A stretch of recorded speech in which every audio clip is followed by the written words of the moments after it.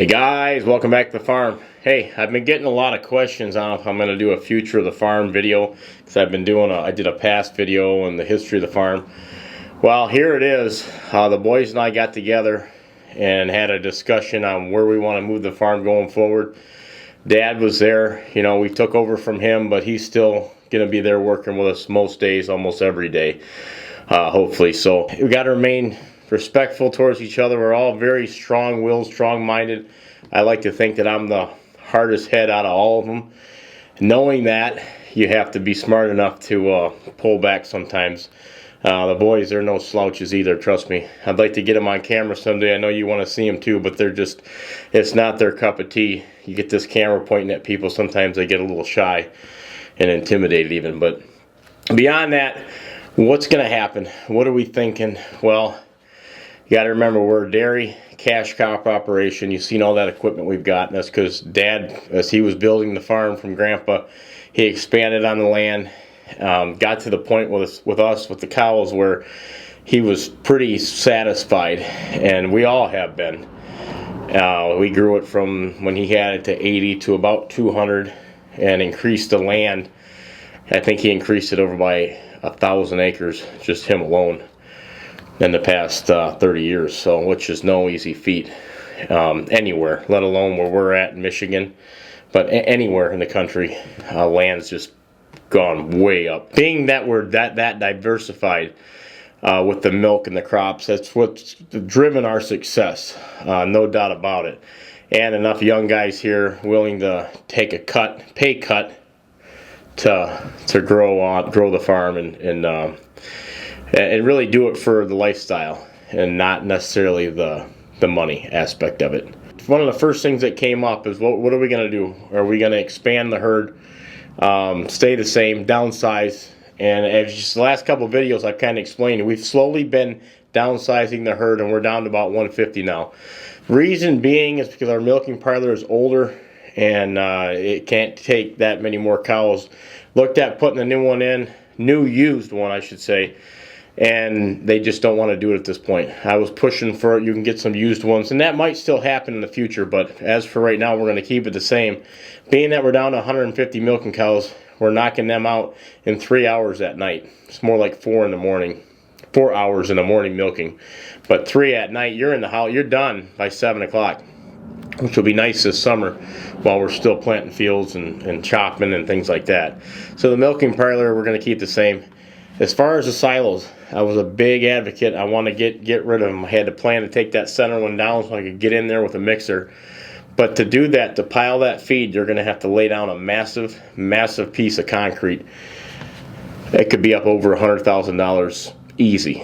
And the reason that we're going to postpone that for this year anyway, is because if for some reason we stop doing it, you've got a massive piece of concrete out there, $100 and some thousand that no one's even going to use. So that's a sticky situation. I'd like to get into it. I know that could be the future of it, but as of right now, pulling back on the herd, the silos are going to be sufficient, and it's going to help me from not running out of feed. That was my biggest issue. I couldn't stand running out of feed.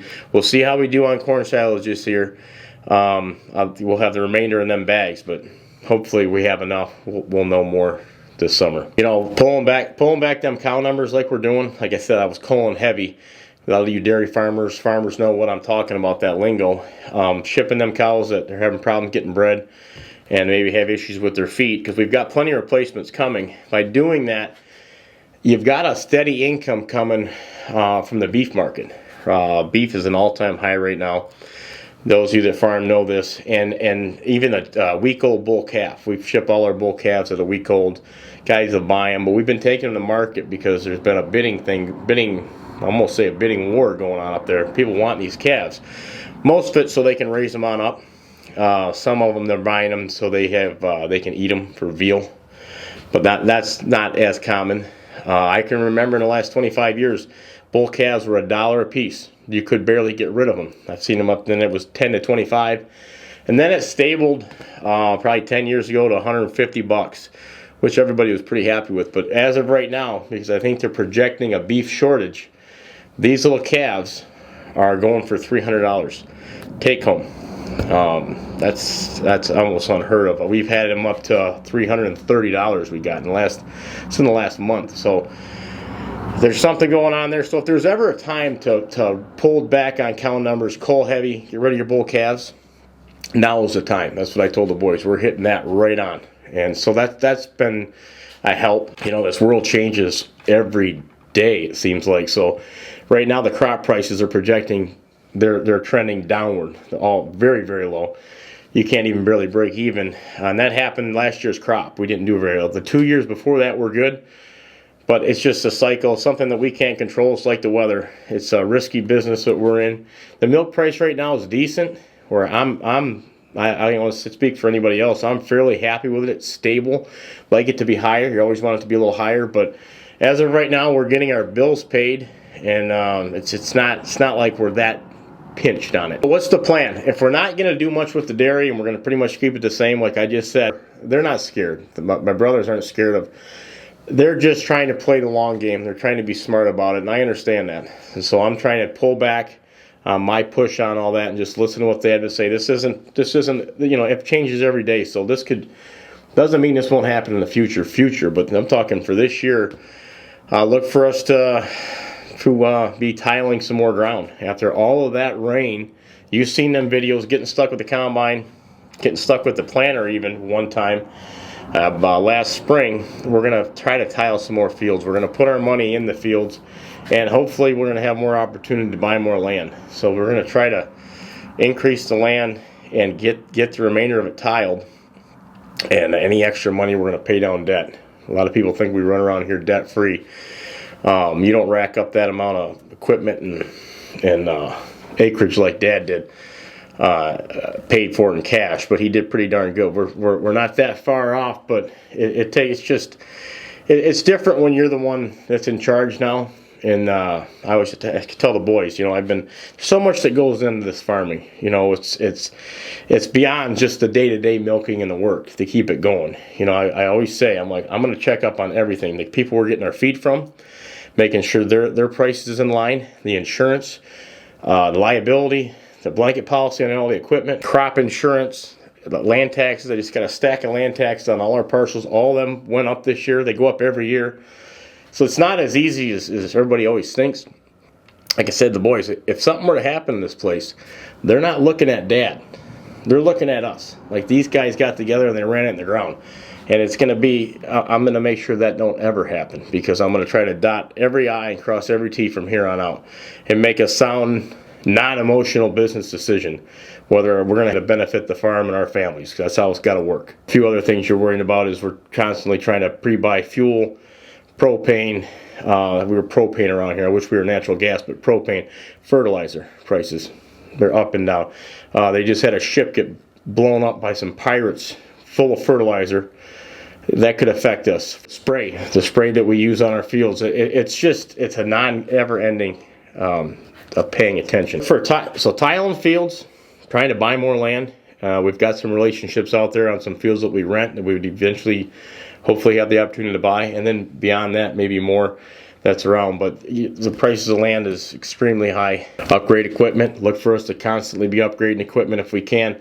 Over the past 25 years, equipment has gone through the roof. You could buy a tractor Dad bought back in 02.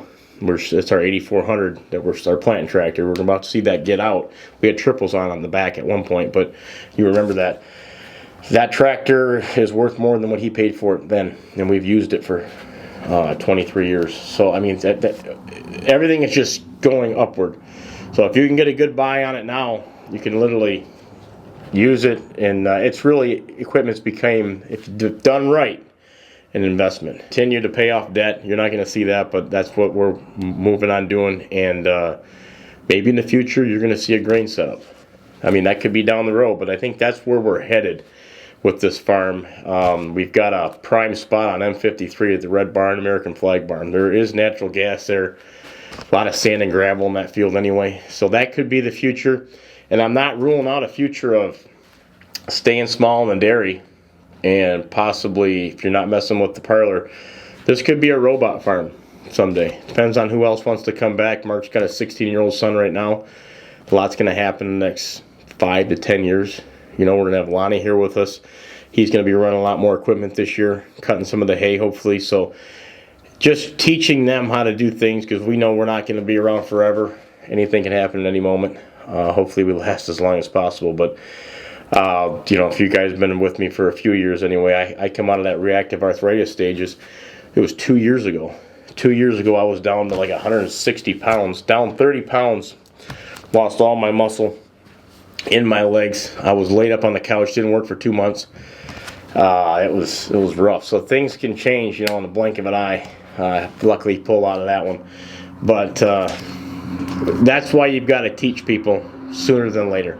You know, when we lost Mom, a lot of this was just dumped on our lap. Okay, the insurance, everything, the payroll, taxes. So I don't want anybody else to have to go through that. We learned it the hard way, but we learned it. And we're in our 3rd year, 3.5 years without her. So this will be our 4th year coming. Hasn't been easy, miss her every day, but now you've learned that you need to prepare the next generation sooner than later. Because when tragedy strikes, and if it hasn't struck you, it will happen at some point. It happened to us, and there could be another round coming right around the corner. You're either going through something, just got out of something, or about to get into something. That's how life works. We all know that. So that's your future of the farm for 2024. I hope I wasn't too vague, but look for tiling. Look for more opportunities. Hopefully upgrade our equipment, buy the land. The dairy is going to stay the same. That's a smooth operation, believe it or not. I mean, a lot of guys, you know, they say we could be leaving a little money on the table by not having a TMR, but what's set up is set up. Our philosophy on that is keep your bills low. The milk, your milk average might be a little low, but that milk that's coming in, most of that money's staying in your pocket, and that's a great philosophy. The crops, we do it a little different. We put a little more money in the fields, fertilizer, and we get them bigger yields. You've seen that. We were up 220, 250 with corn, non-tile ground. Soybeans average is pretty good. Now I'm leaving it here. Potential future bin site and potential robot farm. That would be my full vision, and we'll see how it goes.